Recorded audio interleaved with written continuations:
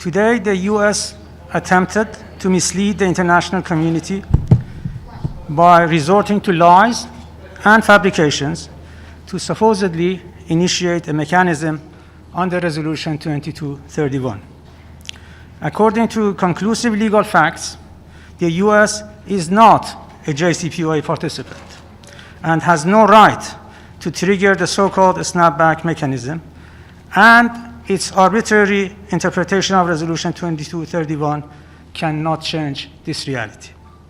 Thus, we are of the firm conviction that the letter sent by the US today to the Security Council's President and all the references therein is null and void and has no legal standing and thus inadmissible.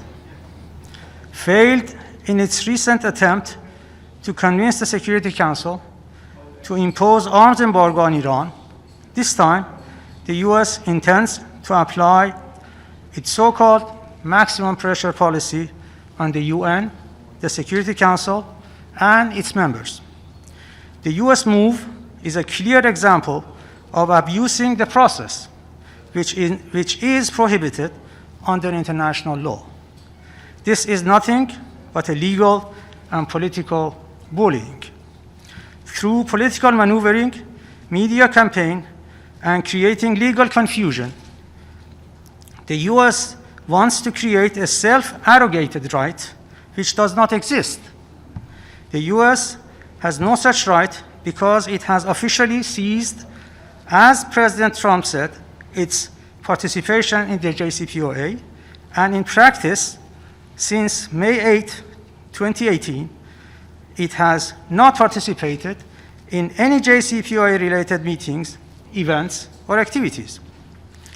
The US officials themselves have admitted repeatedly in the past 2 years that the US has no right to a snapback since it is not a JCPOA participant anymore. No country can claim for a right that it has already abandoned. This is an established principle of international law. Even if the US were in the JCPOA, it could not have triggered snapback for 3 reasons. First, it continues to grossly violate its obligations under Resolution 2231 and under international law. A party which does not fulfill its own obligations cannot be recognized as retaining the rights which it claims to derive from that relationship.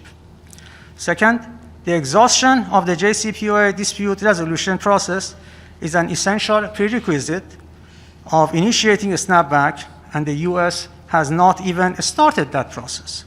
Third, Resolution 2231 stipulates that a party initiating a snapback must make good faith efforts to resolve the issue before notifying the Council. The US not only lacks good faith in initiating a snapback, but its policies and practices clearly indicate that it continues to have bad faith towards the JCPOA and Resolution 2231 and the Security Council. Therefore, the international community must resist the US outlaw behavior and protect the UN's credibility and ensure the rule of law. Thank you.